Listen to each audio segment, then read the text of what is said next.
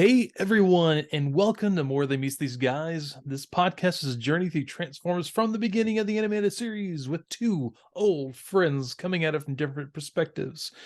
Together, we will go episode by episode with the occasional extra to look at how the show holds up or if it's trapped of nostalgia. We'll be looking at all things involved in the episode, whether there were real-world factors that crept into the writing or if the episode was typical afternoon cartoon fodder. I'm Evan. I'm the lifelong fan who's familiar with pretty much all aspects of the franchise, while Ed here is familiar with Transformers, but it was never something he enjoyed. And thank you so much for being here with us. And thanks for coming back after last week. Us having a little break. We definitely need it for families. And I'm glad you're back. Hey, Ed. How you doing, dude? I'm doing great. Sorry about that. To everyone out there, sorry about that. No, This episode last week. it was the right move. Yeah, I agree, but it's still yeah. But anyway, but yeah, we made it to double digits. Yeah, I called last week 9.5 because I couldn't do double digits for a filler double thing. digit. We have 10 episodes of the show. Yes. This is amazing. But I wanted to clarify some things that I said on the last show that we did. Oh, okay. Yeah, and because I didn't want to make a giant blanket negative statement and say that I don't like any fandoms because it may have come across that way. And I've been pretty harsh on Star Wars fans. And so let me clarify that statement. Let me add on to that statement a little bit. When I say I don't like groups of fans, I don't mean that I don't like people that like Star Wars. Because I mean, I like Star Wars. Like, I love Star Wars, in fact. Like, when I say I don't like Star Wars fandom, I don't mean some random dude in a Darth Vader t-shirt that he got from Target. I mean, like, That's very specific. I probably own 3 Darth Vader Target t-shirts because a third of all t-shirts on Earth right now are screen printed Target t-shirts, usually with some sort of a Star Wars theme or something like that. Yeah. And some couple with kids that dress up like Han and Leia at a Jawa for Halloween. I think that's great. I think that's super cool, and I have like no problem with that. I can't hate on that. And or some bizarre, like some guy that like has like he's real specifically into collecting just Empire Strikes Back figures. Like I think that's pretty cool. The 501st Legion, love those guys. Those guys do a bunch of charity work, and if there's one way into my heart is through doing charity work for kids. I think that's awesome. My problem here, and this is honestly probably a pretty small slice of the Star Wars fandom pie, as it were, are these guys that just take personal offense to each and everything that comes out. These guys that are making death threats towards actors, and to the point where like there's actors that just quit acting altogether because fandom is just so angry at because they didn't like a movie. And these actors, they have nothing to do with the creative process of these movies. They like, oh man, I'm a relatively unknown actor, and I got paid a couple $1 million to be in Star Wars, and I love Star Wars, so I'm gonna do this. And 8 million dudes on Twitter got real mad because it's an Asian woman, or they just didn't like that movie very much, and so they threatened to kill this person, and that's unacceptable. I don't want anything to do with that, and I think it makes the rest of the fandom look bad. Yeah, I got a little story for you with that. Sure. I remember it was back. I want to say it was around BotCon 2000. It was beginning. Beast Machines was becoming a thing after Beast Wars, and there was a writer who's attached to Beast Machines. He was the story editor, Bob Skier. Bob Skier also did the BattleTech cartoon. He did Extreme Ghostbusters. He did a lot of things. He's actually had his hands on a lot of animation pies over the years. He's honestly a pretty well-respected writer and story editor, but he dared do something weird with Transformers. And there was a huge backlash. There was he was supposed to come to a one of the BotCons. I want to say it was 2000, 2001, one of those two. But because of the death threats he got, he decided not to come. And some people were probably silently cheering that, but everyone else was really embarrassed that sort of thing happened. It is a small percentage of the fans. That kind of stuff can happen. Right. That's what I'm saying. It's not all fans. If it's 5 people, it doesn't matter. 5 right. people, too many. Yeah, it makes me want to have nothing to do with those fandoms at all. And it's not just Star Wars fans. Like you said, it's not just Star Wars fans. And there's probably jazz dudes that are like this. Like they're real mad at like a I don't know, like a Hal Roach record or something, and they're like, why, like, or there's like some dude that's real into like architecture and got mad that somebody switched over from like brownstones to brutalism, and he's just gonna like, oh, I'm just gonna shoot this guy, and like that's not acceptable. That's It's not not that's not how. neocolonialism. Come on. Right, that's not how we act. I'll probably expand on this down the line, but that'll take up a lot of time, and this is Yeah. that I really just wanted to clarify that. Um, anyway, so a few days ago, I think this was last weekend, I went to a flea market, and I love flea markets. I adore flea markets. My father was an antique dealer for many years, I didn't know and that. I grew up going to yard sales, flea markets, swap meets, the stuff we did this stuff constantly, and I found a bunch of cool stuff when I was a kid. I found old Star Wars figures and like old '60s GI Joes and stuff when I was a kid, and like Migos and that kind of stuff. But anyway, I found a guy that has a permanent spot at one of these, and this guy has tons of old Transformers and old GI Joes. He's got Legos. He's got like new Legos. He's got like Magic cards, Pokemon, just tons and tons. Like my big glass cases, just jam packed with stuff. Hmm. And like that was really cool. I talked to him for a while, and I told him about the show, and he was like, man, if you have any printed stuff, please drop it off. And I was Awesome. like, yeah. He was like, yeah, man, I love helping people out. You help us out, and I was like, that's really cool, really super nice dude. And but I'm talking to this guy, I'm looking around, he's got like original Megatron, he's got like an old Soundwave, he's got like series 1 and 2 GI Joe figures, like and there is stuff's in pretty good shape, and I'm thinking to myself, man, I should I've got to buy something while I'm here, because I have this thing where if I go into a shop, especially one that's locally owned, Hmm. and like I have to buy something. I have to spend some amount of money, and I have to support that. That place. I feel obligated to, if I go into a comic shop or a game store or like a craft beer store or something like that. Even if there's nothing that I necessarily need or want, like I have to show some appreciation for these people that run these places and buy something. Yeah. So anyway, I bought a bunch of Pokemon cards for my son. But the thing is that I was like, I should buy like an action figure or something like that. And then I'm like, oh no, that's a slippery slope. Because like is like if I get that Soundwave, or like if I get that that version 2 like Snake Eyes, then I'm committed at that point. And I'm just at that point I collect these things. And before I know it, my office is just full of action figures or robots or something. And I think to myself that I know.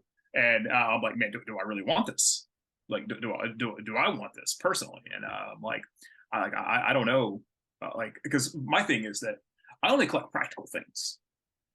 And when I say practical things, I don't mean like I collect tools or bicycles or something like that. I mean, I collect things that I collect have a use outside of them just existing as a thing that I own. So all those Pez dispensers, you use those regularly? Those dispense Pez, dude. Do you use those to dispense Pez? Yeah, I always have one. I keep that fang on me, and I always have a Pez at the ready. No, seriously. Kidding aside, that's actually my wife's collection of Pez. Oh, cool. Yeah, that's her thing. She loves Pez, and and it's just great for me because it's always a cool little stocking stuffer or like a little add-on gift that I can toss in for birthdays or anniversaries or just just because I feel like it. If I'm at a shop and I see a Pez, I'm like, oh man, I'm just gonna buy this. I don't think she has this one. I'll get her this Pez or whatever. But so I mean, things that I collect have a use outside of just owning the things. I mean, like that's why I never understood collecting baseball cards, because like when I was a kid, you collected baseball cards or you collected comic books, and I collected comics since I could read comics.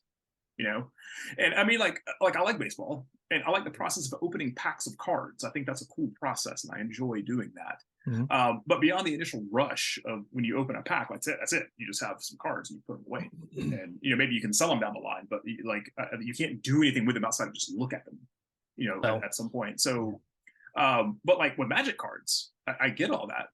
I get the thing of of buying a pack and opening the ritual of opening a pack and getting that endorphin rush, like, oh man, or a dopamine rush of being like, man, I opened a pack of cards, that was really cool.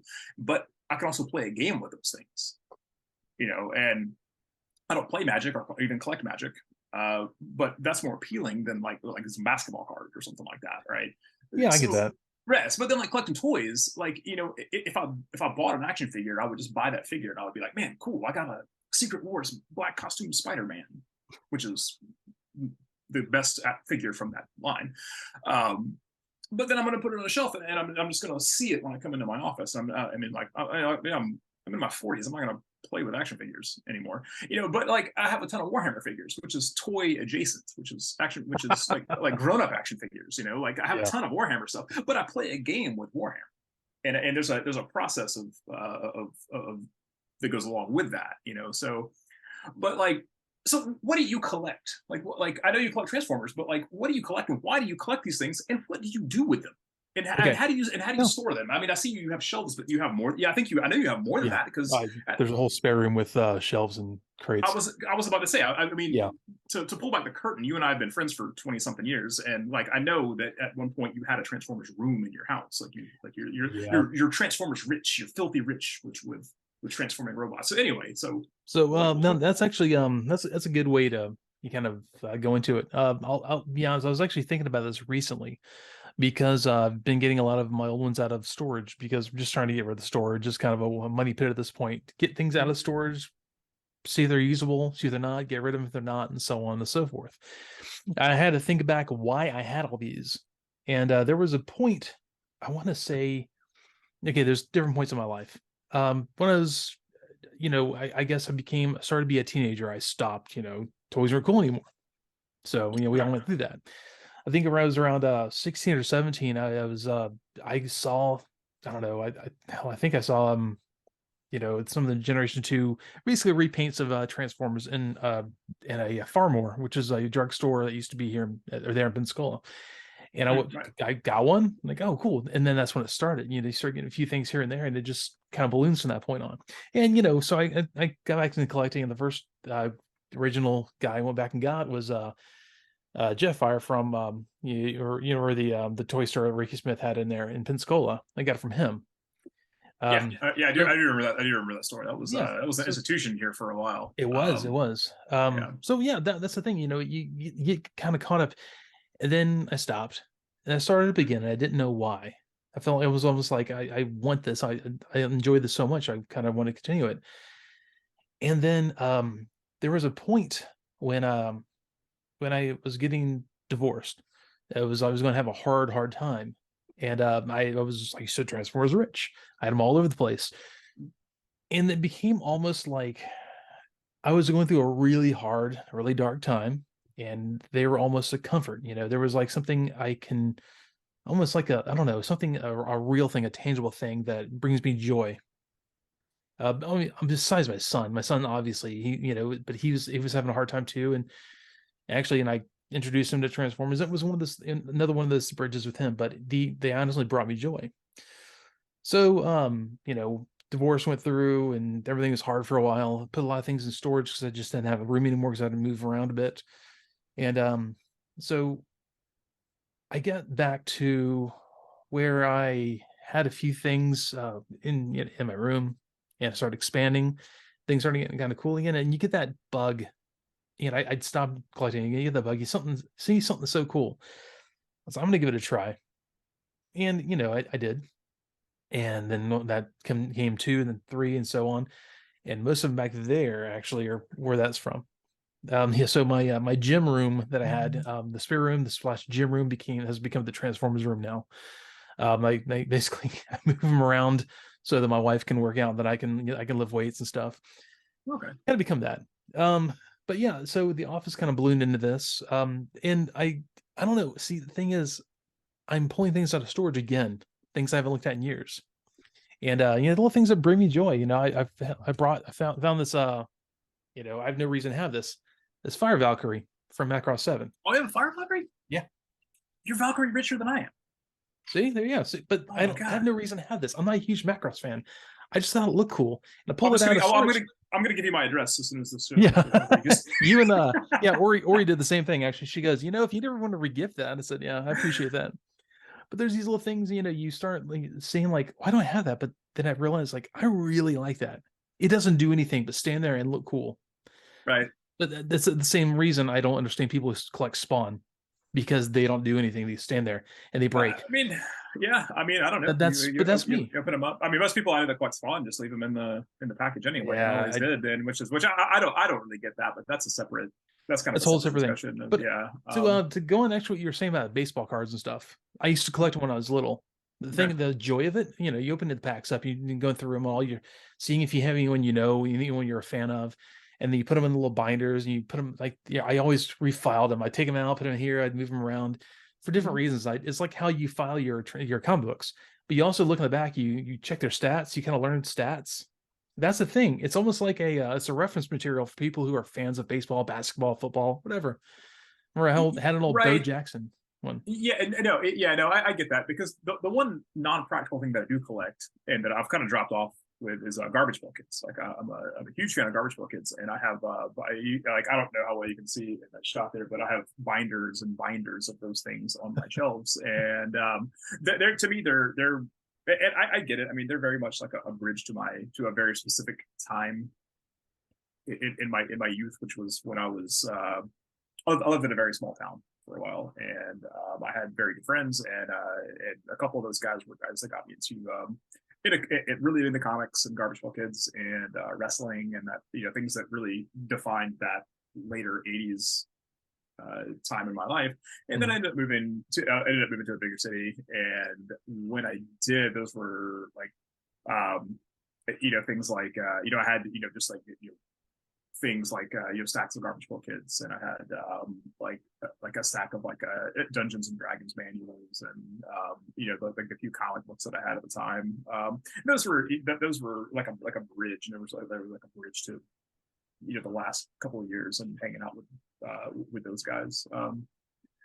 Sadly, those guys have I reconnected with them, and they've become insane, like most people do when you just discover them, when you find old friends. But anyway, yeah, that's my one like non-prideful thing. So anything else? You have anything else you? I mean, really, no. I mean, I collected comics for a little while. I still have them by long boxes, things like that. But I mean, really, I mean, Transformers, the whole world of it gives me joy. That's just how it is, a little bit of gaming things here and there, but not much. I'm like, I've got a Shockwave ornament, by the way. Like, I got this last year. There's no reason to have it. It's just, I like how it looks so mask. It's like it's a miniature little statue of him. There's so, yeah, really. Yeah, I mean, I now I get it. I mean, I have, well, besides wine, but I can't really get into it right now. Oh, I mean, is that a Mad Ball? Yeah, it's an alien. It's an alien. Nice. Yeah, Terry Dean Stanton's character from Alien, which I love. I'm a huge fan of Alien. Like, I'm a huge fan of Alien, but I literally think I own like 2 things related to Alien. I sold off all my Alien things actually a little while back. Just I didn't really have any reason to hold on to it anymore. Yeah. There's no reason to have it. Yeah, move on. Yeah. So yeah, I don't like, but that's my thing. Like, I don't know. I don't. Yeah. So it's. But yeah, no. Thanks for that insight into definitely your collecting. That's awesome. I think the thing is sometimes I feel like interacting with the Transformers fandom. I feel like there's times where I don't love anything the way that you guys love Transformers, and that's where I'm just like, man, I'm just gonna own everything. And I guess like like D&D is kind of like that for me. I guess like like I have tons of like role playing game books, but like. I don't really game anymore either. I just buy this stuff just like board games and RPGs. Your thing though. Yeah, I have kind of curated my board game collection the last couple of years and pared it down to just just what I want. But anyway, but yeah, so no awkward segue this time. Let's get into episode 10. I had one, but I was like, I didn't think it was all that quality material, and so it would have. Yeah, I would have had to talk about video games to get there. I didn't want another. Yeah. By the way, real quick before we start this, I want to say at the end of the show, if anyone would like to stay to the end, I want to read a letter we got from someone that really, really touched me. It really meant a lot. And man, I was bawling just because it was crazy. But yeah, I'll get to the letter at the end, Tim. Sure. And anyways, moving on. So yeah, we open to the Autobots and Cybertron. Sparkplug has just raised the alarm, and Spike is crying to his dad. Forgive me. We get, but first we get that amazing voiceover guy again. We get that guy. He's always the best. We get an awesome recap, and but Sparkplug's not mad about being called dad this time. He's okay with being called dad, so he's not so much of a deadbeat. I guess the programming is breaking at this point. I guess Yeah, it wears him down after a while. Maybe I don't know. So much all that like electric shock into his brain, he just wears him down. Who knows? That's a whole lot of electric shocks going on. Yeah, that's a lot. That Yeah. can't be healthy. Yeah. Uh, So yeah, this happens. And one of the Autobots tells Spike, "Let's roll. Let's so, roll." Yeah. but I'm trying to remember how this went. I watched it last week actually. So there's a point when a Shockwave shows up, and then you have Shockwave show up with two of the Seekers, and then you have those are the Cybertronian Seekers, though, right? yes, Those aren't. That's which not the okay. colors seem to change a bit. They're kind of yeah, they're in they flux did. a lot. And Yeah, then I thought it was Starscream and Thundercracker at first, but yeah, it looked like, no, but it so really were, okay. But they weren't neon green like they were in that one. no, that's not those they were guys. the coolest guys on the planet. Yeah, there's a big brawl. There's a big brawl here. There's wrestling. And, there is Braun does a spine buster, and like I'm a big fan of Arn Anderson, so I was real into this. I was like, all right, man, all right, Braun gets points. He's about to lose some points for me in a second. Yeah, well, but Soundwave shows up. Yeah, yeah, Soundwave's there. How's Soundwave? He showed him in the close right now. He shows up and says, right. He's like, take the Autobot. And that's when the wrestling really starts. Right. Dude, Shockwave is really cool.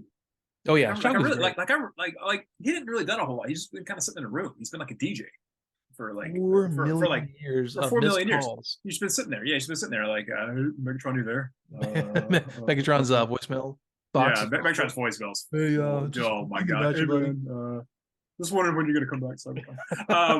So, dude, Shockwave is so cool. Yeah. Braun's trash talk though is absolutely terrible. This is the worst trash talk in the series so far. He's like, "I'm taking you out of the picture," and then he throws the guy off screen. Like it was like it was so weird and meta. Like and he picks up a beam, like an I-beam, girder, and he's like, "Prepare for a very large headache." Prepare for a very large headache. Like, yeah, this guy apparently does all of his cool wrestling stuff in the ring, and he's got to have a manager somewhere. He's got to have like Mouth of the South, like oh god, or something like that. So, but something I liked about this scene a lot was the way that Decepticons showed up here. Is they animated this from a very low perspective, and they filmed up at them, and it made them look really big and menacing. It was like a horror film almost. I really like this. They had like weird shadows and stuff. And Shockwave he's a real scary looking guy. Like he's got that one eye and like he doesn't really have like a human face like a lot of the other guys do. Yeah, he doesn't have he doesn't have a mouth or like a face even. He just has like a blank thing with a glowing dot, like he's like a hand cannon. And a hand cannon. Yeah, he looks like he's like related to like a Kit from Knight Rider almost. But I guess really he's sounds like they're from the Wave family, from the Connecticut Waves. Yeah, so, I think it's Shockwave. Actually, no, yeah, Shockwave says something like, "There's no escape." Or is that Sparkplug? No escape. Yeah, I'm not sure who says that. Okay, I have it in my notes, but I thought it was. I didn't write who said it. It was real funny. So Skyfire, Wheeljack, and Trailbreaker show through the wall. They like buzz over the wall. They they're there. They just blow up. Yeah, they do. Yeah, just blow the wall wide open, dude. And then they join the fray, and then they're trapped. But then Shockwave is nice enough to blast the wall open for Skyfire to escape. Even though they could have just escaped through the hole that they made. They already made a hole. They needed another hole to escape. Yeah, I like this. This whole scene though. Skyfire sounds amazingly like Grimlock. It's the same voice actor, Greg Berger. He sounds just like Grimlock. He just the voice is just a little too growly or something. I don't know. Yeah, so the Autobots are escaping. Several no-name Tetrajets show up and start firing on them. That's what they refer to the jets on Cybertron. Those. Oh, okay. Hey, as a D&D person, yeah. Look at those Tetrajets. Okay. And Skyfire has some really bad trash talk. Dude, he calls them deceptive bums. Oh my god, this was man, this is a low point. Yeah, this guy's like a local politician talking about the side he doesn't like here. Yeah, this was no good. The Autobots are like they're trying to get the Wheeljack's lab. They're being pursued by these hover sentries, these little hover cars. Yeah, I don't know what was up with those guys. They're just nameless sentry things. Yeah, Wheeljack looks different though in this in car mode this time. Though it's like they went back to those same bad animators from the Indian episode though. So he looks different. He looks more. All of them kind of look a little more Cybertronian here. Than it's like they go native once they get back home. They show up in his lab though. His lab looks pretty cool. Okay, I think it's because the other episode where he had to go get the Cosmotron or whatever, you didn't really get to look at his lab. This time his lab is like a room. It's like a hexagonal room or something. So yeah, it was cool. And he says, "Welcome to my workshop. All the comforts of home. If you live in a factory." Spike here. Spike is really excited, and he has like a weird animation loop where he's looking around, but just focuses on his face, and he just like and for way too long. It's like this is a recurring theme in the show is them like weirdly focusing on Spike just making like kind of a dumb face. Like we could have looped this one and put this into a Wu-Tang video too. That would have been cool. So Bumblebee pulls out a laser disc. Dude, it's huge. That's a laser disc. That's not a CD or anything like that. He pulls this thing out. It's like, here you go. I grabbed this when we were in the lab or the Decepticon HQ. It was big for him. So imagine how big it is for a person. I think that's it's like it sounds like a record. It's like he pulled out like a Hawkwind album or something, and he's like let's listen to this. Let's listen to Space Ritual. So I love it though. Wheeljack says the hypno chips are diabolical, but he sounds really impressed. He's like, these are diabolical. It's like, that's a good idea, man. I say that a lot at work. I work with Microsoft products, so I often diabolical. I often compliment them for being diabolical when I work with them. Tells me a lot right there. So yeah, we get back. Ooh, buddy. Earth. Here we go. All of us are surfing. They're surfing. Oh my god. They're not even on like on hydrofoils or anything. They're surfing. These are just surfing. Oh, straight up surfing. They're surfing on flat water though. So somehow they have like some kind of propulsion system. Like I guess like McFly didn't know, but you got to have power if you're surfing. And oh my god, these guys are surfing. And here comes the giant tidal wave, and here comes, I think it was Cliff Jumper. Surfs up, and I'm talking up. Was that Cliff Jumper? It might have been. He was like, but see, everybody else is just like static in the background surfing, but he like does this little. Or was that Ironhide? It may have been Ironhide. I don't know, man. I think he was red. That's why maybe. That's okay, well, yeah. I was too busy cracking up laughing at this because this surfing part was. What is going on with this surfing? So that's another one of those natural disasters. I thought I was going to get wiped out with like daily because we lived on the beach all pretty much all our lives. Or I did on the in Pensacola. So I assumed I was due for a tidal wave to take us all out anytime. That was going to happen. Yeah. Quicksand, tidal wave. Scorpions. God, all these scorpions. Real afraid of scorpions when I was a kid. So they cut to the Decepticons, and these humans are loading up are loading energon cubes, and Rumble just trips the dude for no reason. Like he's just slowing his own work down doing this. He's a jerk. Squiggy is a jerk. Dude, he's so mean. Dude, Starscream and Megatron are arguing, and Megatron just throws some junk at him. Like I don't know what the point of this was. It was like a big like metal tire or something he throws at him, and like I didn't get the point of that whole thing. Like he's basically Dr. Arkerville is telling Starscream that the structure isn't strong enough and slaves will drown, and Starscream doesn't care. But so there's this whole Megatron and Starscream have a little back and forth, and Megatron's like, "Hey, I need you to install this generator." He's like, "I'm not doing that. It's not my job."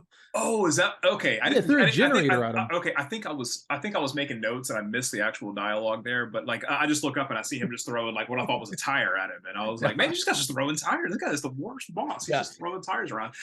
But then he tells, "That's not my job." So Starscream is the worst employee. He's also the worst. He's also the worst schemer. He's also the worst Machiavellian schemer. Those things later on are great. So Megatron continues to be a bad boss, and he tells Dr. Powerglove that he's not allowed to talk to Starscream anymore. Like you can't talk to Starscream. Which, whenever you work at a job and someone you enjoy talking to someone, and the boss says you can't talk to him anymore, what are you going to do? You're going to talk to that person. Yeah, you talk to him more. You're Yeah, like, I'm oh, gonna, I'm gonna find a way to talk to my friend over here. yeah, exactly. Um, It's cool, man. yeah, dude. Okay, so we cut back to the Autobots. This surfing thing has gone on for way too long at this point. Like this, I timed it, and this scene has of them surfing has been going on for 5 minutes.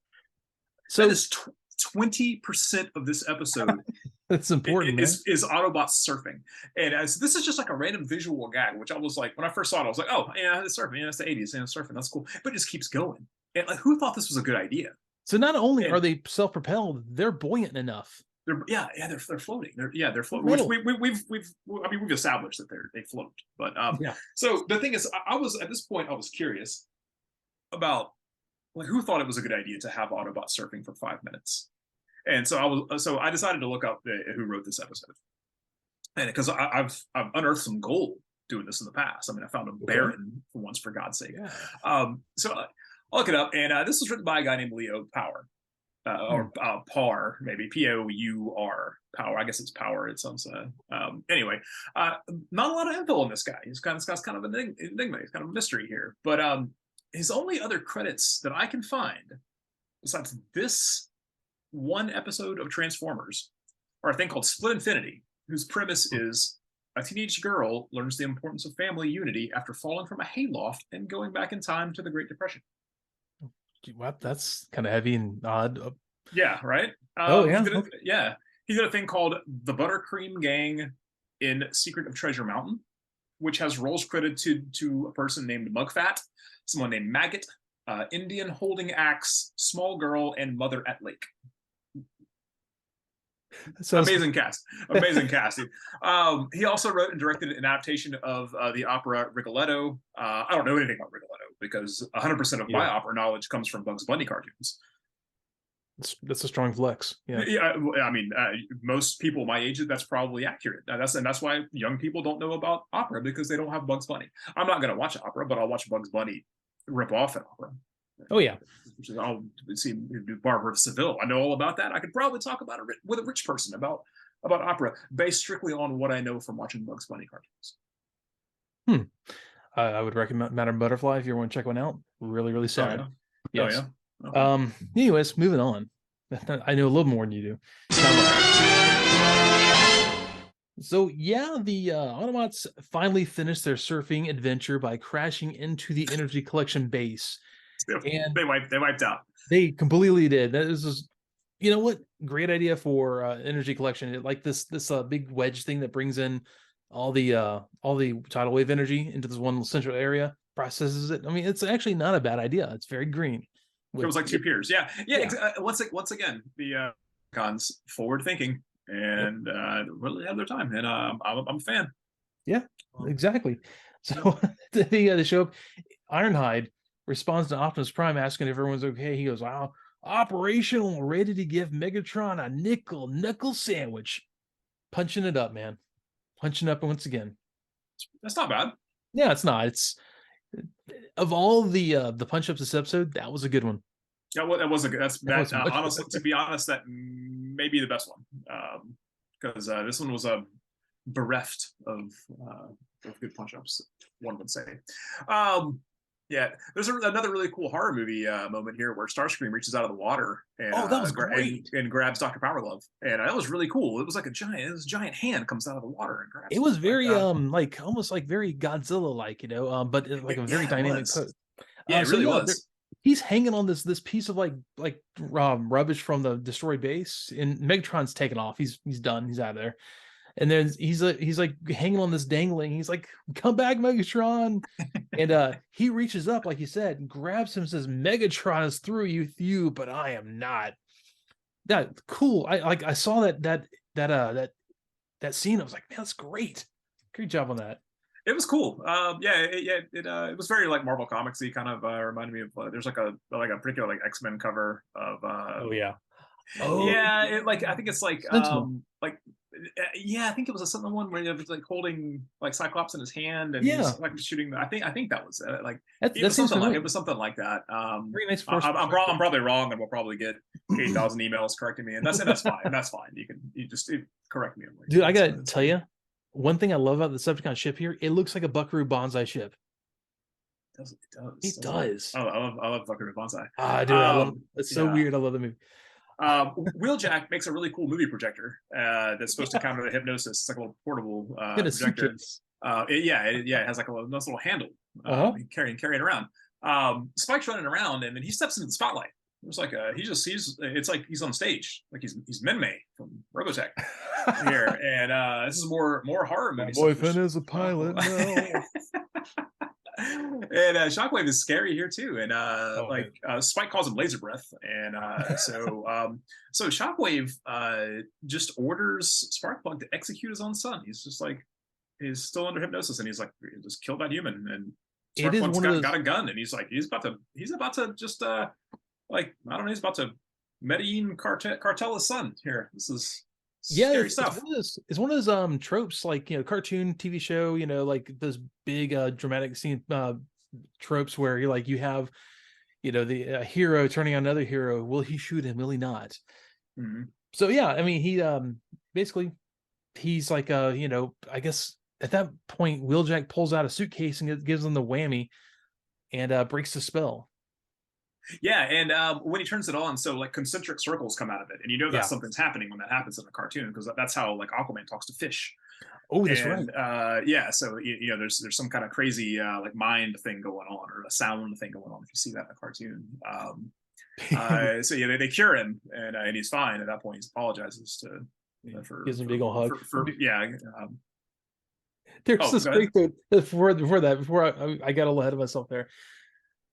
So yeah, he shows up looking very casual with his arms behind his back. He's like a commandant going to a prisoner. Tell him what he wants to know. Be one of us. I don't know. That was fantastic. It was good. Just like okay, everyone, like, all the soldiers on parade. Let's inspect. That's how he walked around. It's got like a commissar or something here. He's It was back like like a Pete Kaplan. So next up is the greatest scene in this entire episode, and I had to back this up about 10 or 15 times and watch it over again because I was dying laughing at this. So you talked about. the Autobots are escaping, they're running away, and and so I think it was Braun. He just goes, with his voice shakes, he like, I'll get the door. And they're running, and he just immediately runs through this door, and the door explodes. And like, dude, it was so fast. It was like there was no cut. It was just like, I'll get the door, and then he just blows all the one door. take. Dude, I had to back this up. It must have been a dozen times because I was losing it. I couldn't. It looked like a Super Dave goof up. Like he did it. Oh my god, it was a Super Dave thing, dude. It ruled so much. I had to watch it over and over and over again. And this is like, honestly, this is probably the funniest scene in this entire series so far. This was so funny. Actually, there's a great scene after that though that I died. I had to back it and watch a couple times too. So they're in they're escaping in Skyfire. Yeah, they get in and all that. And Skyfire, you know, picks them all up. Spike and Sparkplug look at each other. They're sharing a moment because, you know, they're like, "Hey, I'm so glad you're back, Dad. I'm so glad you're back." And Braun and Bumblebee look at each other like they share a moment and a look. I'm like, "What's going on, guys?" It was very very touching. The dialogue there was, oh god, someone says, "You never quit on the people you love." That's what it was. And then the Autobots look at each other and they go, mushy but true. Yes, mushy. That was Braun. Mushy but true. God. He looks at Bumblebee for a second longer than you expect. Like, right, what's going on, guys? Anyways, there was a really funny part right before that though, when they after Braun smashed the door open, and after he got the door, Trailbreaker standing outside, and he's like, "We made it!" And immediately, the second he said, "We made it," there's an explosion next to him. But he totally no-sells it. He's like, he's Sergeant Kilgore from Apocalypse Now. He's just like, things are just blowing up around him. He's like, "We made it." Like he's just kneeling down, like he's waiting for like air cab to come pick him up. This is really funny. It essentially was air cab was on the way, space cab. Yeah, that's true. Skyfire had a very in the Star Wars trench moment, like shooting all the towers, all the guns and stuff, and landing right in there. Yeah, he really did, man. Yeah. Also, I'm gonna say as a side note, I think the Skyfire model in the cartoon is actually really cool. I was, it's jarring because you think of him as as a Valkyrie. Valkyrie, yeah, as a VF1S Valkyrie. But then you see this weird spaceship thing, and Yeah. it's nothing. It's not related to anything at all. Like I don't think that's based on anything. It's just an original design for the show. But like the more I look at him, the more I'm like, it's actually a pretty cool looking. Like his robot form is really cool, and Yeah. his spaceship form I think is really cool too. They it looks like a space jet. And actually, Yeah. I've got to figure this. They brought it. They finally released it. This few years ago. It's during the Siege line. They finally did a animation perfect version of it. Looks really good. Oh really? Oh really? Oh okay. Like they were like they geniuses and engineers and make it happen. But it looks great. Good. I meant to have it with me, but I completely forgot. No. And he's like this tall. He's pretty large, so he kind of scales well with the others. Nice.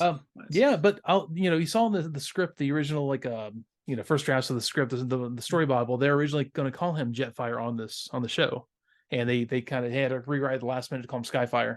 So there was a lot of confusion in there. Is there a reason for that? I don't know. Or was it to not confuse the show with the toy or something? Because like you see the dude, you see this toy Jetfire, and then he's calling Jetfire, and it looks something different on the show. Was that, or was it some weird legal thing with like Harmony Gold and all that dumb stuff that they had going on with licensing and all that? Or that was actually one of the big problems that they had with it, or Bandai or Harmony Gold. I'm not sure which one, but no, I think it was they had already like marketed the toy in catalogs, and they put it on the box, Jetfire. Okay. And they meant to put, I don't know, maybe they meant to put Jetfire in the show, and then like someone came in and changed it. There's no telling. There's a lot of confusion. We're just now seeing like story Bibles from those days. Okay. So maybe you'll have a better explanation. I'll try to find out. Cool. So Starscream decides he's talking to Dr. Arkinville. Yes. Arkinville? Powerglove. Dr. Nintendo. Yes. And so he's plotting to take over again. And so now Megatron wants to accuse him of mutiny. After this dude, it's been 10 episodes. Every episode he's done a mutiny every episode. And now Megatron's, and once again, he's the worst boss. Like yesterday, this was fine, but hey, I've been wearing Doc Martens to work for a week, and then on like Tuesday, like, oh man, you can't wear Doc Martens to work. I'm like, I've been wearing them for 2 weeks. What's the matter? Yeah, I guess that was that was a weirdly specific thing there, and yes, that may or may not be true. By the way, speaking of that, did you see what Starscream had? He had a helmet on Dr. Arkville to collect his thoughts to turn him into Energon. Yeah. He looks like so surly. He's sitting there like he did. And once again, green energy, renewable energy. Yep. I mean, people are always making thall blades, right? I mean, they talked about the Matrix. We are little batteries. Proto Matrix. Yeah. There you go. Yep. So Megatron catches him, and so Starscream basically takes Dr. Arkville and gets out of there. He's like, no, we're not doing this. I'm mutiny or whatever. I'm out of here. Yeah, he just transforms and takes off. Like, and I'm done with this. So the Megatron once again is using humans to take on the Energon cubes. Mirage turns invisible and just disappears in the ship. And all of a sudden, you see them all filing back out of the ship with Energon cubes like ants. They look like a line of ants come back out of the ship. It was funny because there was a line going in and a line coming out at the same time. It was just like this 3 cells of animation like looped over and over again. And I was like, well, how is he making them go back out? Like why are they leaving? Are they bumping into the barrier? Like, all right, you can go. I don't know. It was weird. He does this, and then he reveals himself, and he's like, and he just kind of stands there, and then Rumble comes up, shoots him in the back. Yes. Like, awesome, there's my man, dude. So that's the point where Megatron says that the slaves need to hurry because Cybertron will pass again soon. Then he asks where Dr. Arkville is. He just told Reflector a little while ago, he's like, he's of no more use to me. But he's like, where is he now? Yeah, so, that's when we get to the Starscream draining his mind energy or whatever. So he looks pissed. Megatron must be like working for Elon Musk at this point, because it's just, like nothing changed. Like nothing is, there's no consistency with this guy. No. He's awful. So there's a battle ensues, Mhm. and it goes really bad for the Autobots. They're like in a trench. They're like this is like Band of Brothers over here. Oh, yeah. They're like they're pinned down, as it were. And Prowl suggests a strategic retreat, and Optimus Prime shakes his head no. But the way he shakes his head, it's like he's having a seizure. Like he's looking the other way, but then he shakes his head a little bit, but he's turning his head the one direction while he's shaking it the whole time. So it's like he's having a seizure doing this thing. It's really bizarre. He's conflicted, man. It was real weird, but he was shaking his head but turning his head. It wasn't like he was like nodding at the same time. He was just like, it was like, I don't know, this oscillating. It was like an oscillating fan or something like that. It was real weird. I'm surprised that his solution wasn't to transform, though, because that seems to be Optimus Prime's solution to every problem. Is that like, oh man, I don't know, man. I guess let's transform. No. Yeah, apparently at this point, Cybertron, if it passes again, it's going to like tear the Earth in pieces or something like that. I don't know where that came from. Suddenly, like, oh, this next time, that's it. No more times, because it looks really calm. It looks pretty nice. They're in like this tropical island in the middle of nowhere, which somehow the Autobots got there. Yeah, I don't know where they are or how they got there. That's a good point. There was another weird animation glitch here, though, where Prowl was letting Ironhide and Optimus Prime know that reinforcements are here. But so it's like a shot of all three of them are in frame, and I think it's Prowl was he was talking. He was like, "Hey, reinforcements are on the way," and his mouth is moving. But then when Ironhide and Optimus Prime turn their heads to look where he's indicating, like Prowl's face disappears, like they forgot to put that layer of cell on there, so it's like his face is just a ghost. Like there's just nothing there for more horror movie stuff, like faces disappearing and whatnot. And then so reinforcements come, and it's Skyfire as Ironhide said. He's real excited to. Oh man, I love this too.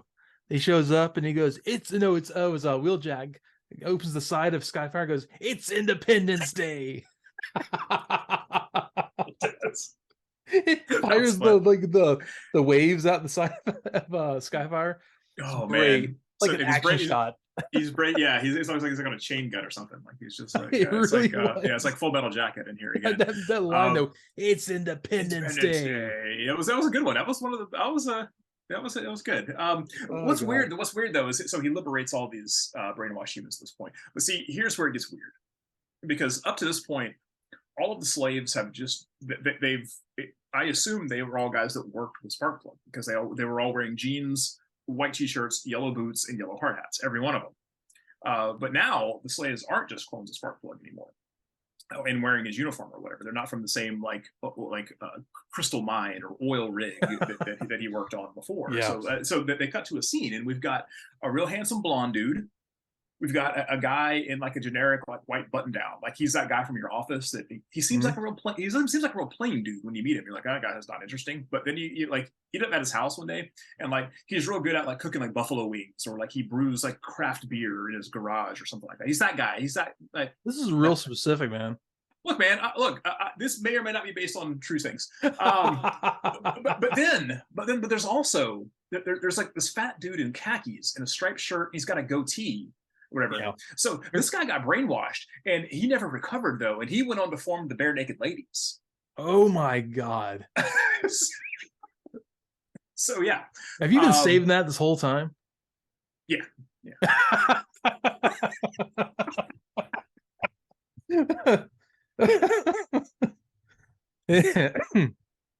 Oh yeah, I can't unsee that now. Mm-hmm.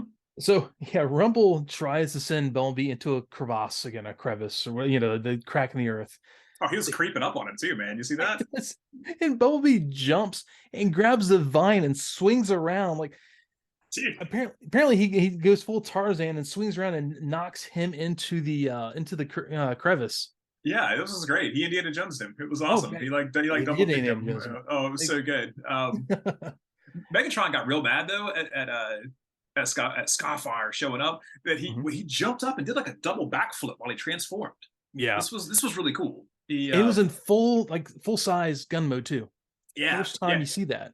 he didn't even he didn't even get like picked up by like one of the seekers or it I become just like go. artillery. He just man, I'm just gonna float around and be like a ghost gun and shoot. This was awesome. Yeah, he shot Skyfire out of the sky with this. So yeah, But then it starts going badly. He gets pissed off and leaves. He leaves right. everyone. He just gets on the ship and takes off. Well, but see, before that though, see, so Optimus Prime shows up and they have like this face off and they talk some trash and Yeah. I'm watching this and I'm like, oh, we're gonna get Optimus Prime versus Megatron again because like every time these guys have had like a big showdown, it's been awesome. You know, like especially that I mean the gold standard is the laser axe versus the flail from like the first Laser weapons, episode dude, that 2. was so too, it was so cool. So I'm like, oh, we're gonna get this again, and then it's like, oh, wait a minute, oh no, Megatron just gets in the spaceship and leaves, and I just get denied this giant battle. Like I want to see this again. Like this is what 8-year-old brain is here for. I want to see these guys. I want to see the leaders, face off and brawl. And I don't get that. And the Seekers got real sad, and then Megatron left, and so they left. They're like, oh, well, Megatron's gone, so we're gonna go. Let's go with him. Yeah, in mid grapple, by the way. Yeah, and so Megatron had to go join his alien friends in the 8th dimension, the Buckaroo Banzai ship. Oh yeah. That was that. That was the name. That was the name of the ship, wasn't it? Was that the name? I don't know what they had to go like they were the aliens from like the yeah. I know they went to the they went to the 8th dimension or the 8th yeah dimension or whatever. Yeah, something like that. Yeah, he has to get in his Buckaroo Banzai ship and take off. Yeah, so and the Cybertron is at this point. It's about to tear the Earth apart. When Spike tells the Autobots they can shoot Megatron's ship and blow it up, knocking the Earth back out of orbit. Or knocking the Cybertron back out of orbit. He picks up a gun, starts firing at the ship, and they're like, oh yeah, there's Energon on there. It wasn't just a gun. That was Optimus Prime's gun. Yeah. Optimus Prime just left it laying around. So Spike, of all people, had a play. This was because the plan was to stop a tidal wave. There's a tidal wave coming in right then, and they're like, yeah, that's right. And he picks up a gun. He's like, are they going to shoot the tidal wave away? And so, it's like Optimus Prime just left his gun laying around. So once again, if this dude isn't actively shooting at children, he's just leaving unsecured firearms everywhere. This guy. And this kid loves shooting big guns. He does. Yeah, this is multiple times he's done this, and they say it's going to need a 10 billion astroliter of energy explosion in order to knock Cybertron out of orbit or whatever. And so full of Energon cubes. So yeah, this is like yet another case of like, remember that one time I talked about a church trying to pray a hurricane away down here, right? Yeah. So this was like, but there was another time down here where like a bunch of like NRA, like that's a National Rifle Association, like pro gun people, they went to the beach and they tried to shoot guns at a hurricane that was coming in. That's right. And you remember that? Yeah, that was a real thing. God, and I tell you, bro. I tell you, man, I try to forget those kinds of things, but they just thank you for remembering. That's great. Okay, so like if you're listening and you're in the U.S. and you're not in the South, like, and you think that's just some silly thing, that's a real thing. Common. That's a real thing. Like the South is wild, y'all. And if you're like, I know we have some international listeners, and if y'all are like man, like you think those stories about the United States are just like that's just some weird like urban myth. No, these are just real. Florida man is not an exaggeration or a joke. No. That's this whole Southeast man. Actually, that's not really just Florida man. Yeah, Florida man just sounds better than most of the other ones. I guess it could be Louisiana man, Mississippi man. Doesn't matter. It's the Southeast man. Yeah, the South's wild. Y'all come visit. The South is wild. Yeah. So Cybertron looks real small here. Like Cybertron was really tiny compared to the Earth at this point. Because before it was giant and it was bigger than Earth, and now it's like it's like smaller than the moon. It's the best thing ever. They fire and they blow up Megatron's ship. Just blows up, creates this gigantic explosion, and Cybertron gets out. It goes gone. It flew so fast. I was like, I expect to see like a slow moving like way. He goes, it's gone. Yeah, she's like, where did it go? It just space. Where? Like, I mean, it's still in our solar system, though, so it's got to be floating around. Like, hey, that was a 10 billion astroliter explosion. It's gone. It went past the Kuiper Belt. It's out there, man. Wouldn't that have knocked Earth back towards the sun, though? No, well, I guess depending on where Cybertron was. So, I mean, you do know that we're the center of the entire galaxy. You know that. Oh, that's good. No. It's fun cartoon physics. So yeah, let's say Cybertron comically gets out of Earth's orbit. The tidal wave recedes suddenly. Yeah, it And was just fine. It was just fine at that point. Like that would just it just laid down. yeah. Like, And okay.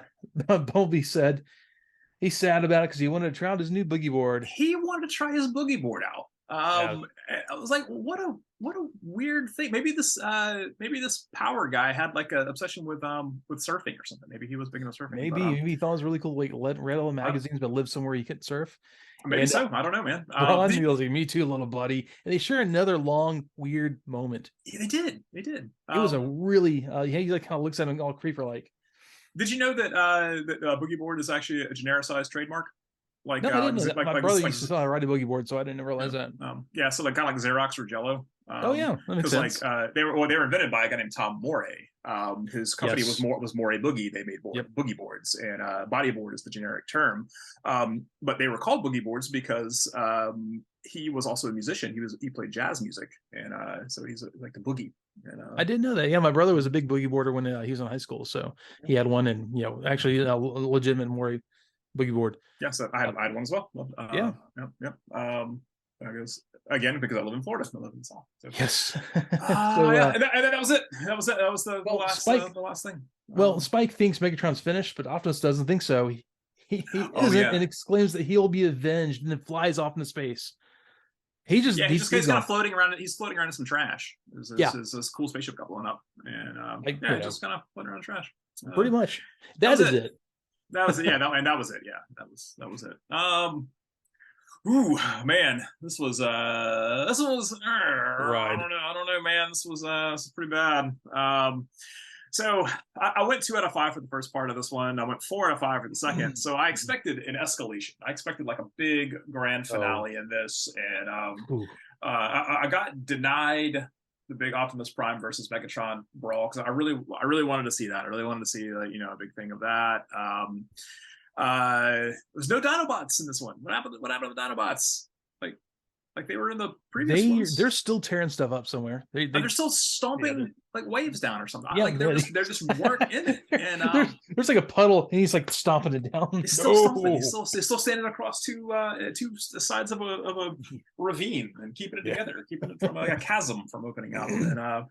And my adult brain sees this, and it seems really rushed, and it seems really like they hit some deadlines, so they brought in this random guy to finish it. They're like, hey, here's the story we had. Can you just do the teleplay? And he finished it up. There's weird animation glitches, which I laugh at as a haha, but adult brain's got to tank this one, man. But kid brain, I'm gonna go with 3 boogie boards, 3 on brand Moray boogie boards out of 5. A couple of funny moments, and there was some cool stuff with you got some cool Skyfire stuff, and you got seeing how cool and scary and menacing Shockwave was in this. This really would have made me, as a kid, this really would have made me want to have Shockwave because because he's very scary and very cool looking, and B because that toy is way better than Megatron. Yeah, it accomplishes the same. They're both guns, both gun dudes, and but I think that the toy looks in both forms looks way better than Megatron. I guess Megatron gun mode is cool, but Megatron, like we said before, the Megatron robot mode is really bad. But I think the Shockwave's robot mode looks really cool. Yeah. But yeah, that's kind of how I feel about that one. Not as satisfying a conclusion as I wanted. How about you? Yeah, I mean, in the same way that there's a lot of weird moments, there are a lot of awesome moments in the show. The hand reaching up out of the water grab Dr. Harville the hand was very menacing. Yeah, the whole thing with Shockwave on Cybertron, all of that stuff is very menacing. 5 minutes of watching Autobot surf was ridiculous. It was 5 minutes too many. 5 minutes of surfing. Yeah, man. Yeah, there were some just great scenes. God, that it's Independence Day. That's man. I was like, we're gonna go fight the aliens now. It's fantastic. But yeah, it was. Last week was like really good. First one wasn't as good. I don't know. Honestly, I would definitely have to give this like 3 helmets to collect your energy from thinking out of 5. It was, it was fun. I mean, the best part is the story kind of continues into the next episode, even though it's the last part of this trilogy. So yeah, I mean, it's good stuff. Um, I want to take a minute and read this. I got an email. I think it was a Saturday night from Tim. I asked him if I could read it, so I don't not say anything he doesn't want me to say. But it's the kind of thing a lot of us can kind of relate to. It says, starts out, gentlemen, first of all, let me say that you have a great show. I appreciate that. Subject aside, you've got the dudes chatting aspect down pat right out of the gate, even which is the most important part of podcasting.